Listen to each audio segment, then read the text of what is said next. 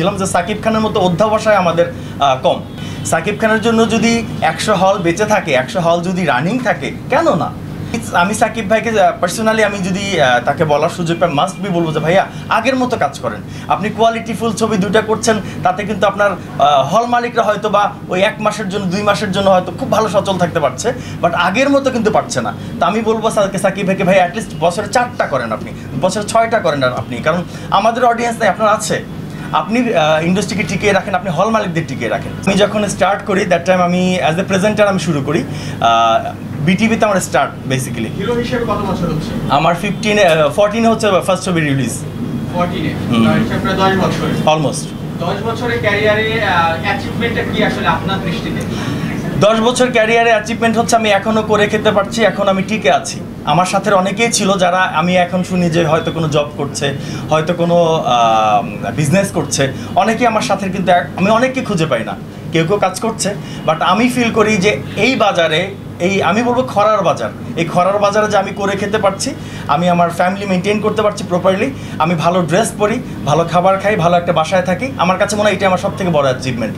আমি প্রথমত দায় সম্পূর্ণ নিজেকে দিব, নিজেকে দিব, কারণ একটু আগে একটা কথা বলছিলাম যে সাকিব খানের মতো অধ্যাবসায় আমাদের কম।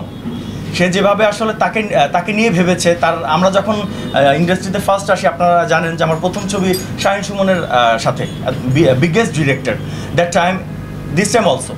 তো তখন তাদের কাছে গল্প শুনতাম যে সাকিব খান যখন নতুন 2-4-5টা ছবি যখন করে, তখন তার আওয়াজ নিয়ে তার রেওয়াজ করা, তার লুক, চোখ তাকানো নিয়ে তার সূর্যের দিকে তাকিয়ে থাকা। তো এখন বিষয়টা হচ্ছে কি, তাকে যেভাবে প্রপার গাইড ওই সময় ওই ডিরেক্টর প্রডিউসাররা করতো, এবং তার যে নিজের চেষ্টাটা ছিল, সেটা আমার কাছে মনে হচ্ছে আমার মধ্যে কম। আমি আর কারোর কথা বলবো না, আমার মধ্যে কম। এবং আমি পিছিয়ে থাকার কারণে, বা ধরুন যে প্রপার সময়ে আমি প্রপার জায়গায় পৌঁছানো না করার কারণে, সেটা হচ্ছে আমি প্রথমত দায় আমাকে দিব, এরপর হচ্ছে সামগ্রিক পরিস্থিতি, পরিবেশ পরিস্থিতি। ডেফিনেটলি বাজেট একটা বিগ ফ্যাক্ট। আপনার আর্ট, আপনি যখন খাতায় আপনি একটা গল্প লিপিবদ্ধ করছেন, তখন কিন্তু আপনি লিখছেন যে এই সন্ধ্যার পরে একটা পদ্মবিলের মধ্যে নায়ক গিয়ে হচ্ছে নায়িকাকে নিয়ে রোমান্স করছে।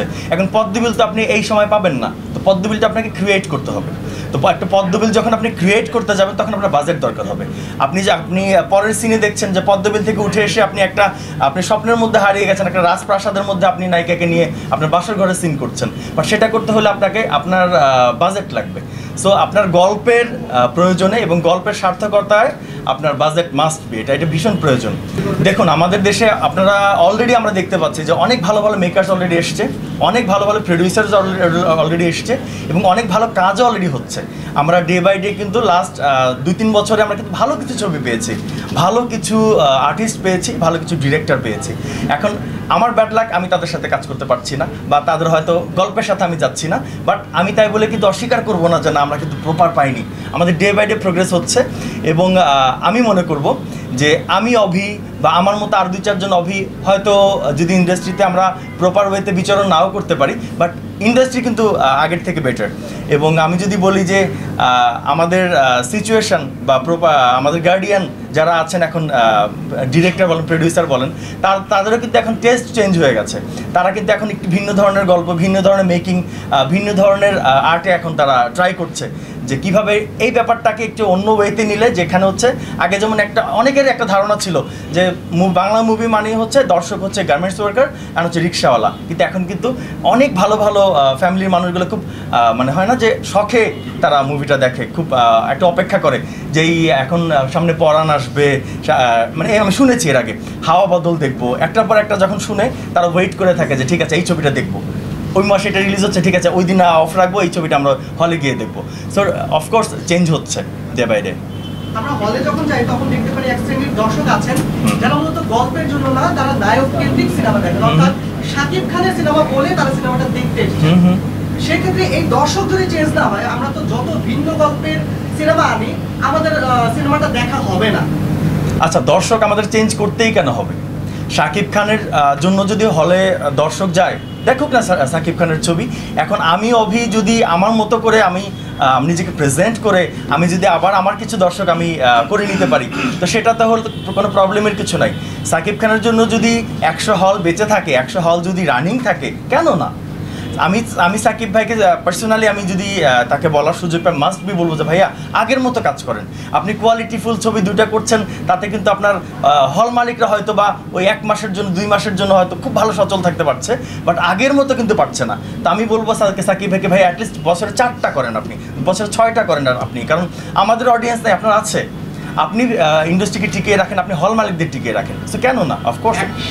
আচ্ছা, যেটা বিষয় সেটা হচ্ছে এখানে কিন্তু প্রডিউসারদের একটা ফ্যাক্ট এবং অডিয়েন্সের একটা ফ্যাক্ট। এখন অডিয়েন্স আপনি একটা খুব সুন্দর করে একটা ছবি বানালেন, একজন নতুন হিরো নিয়েই বানালেন, বাট তাকে যদি অডিয়েন্স সেভাবে অ্যাকসেপ্ট না করে, পরের বার কিন্তু ওই প্রডিউসারই তাকে নিয়ে আর কাজ করবে না। কেন করবে না? কারণ তার লোক নিয়ে আসে নাই।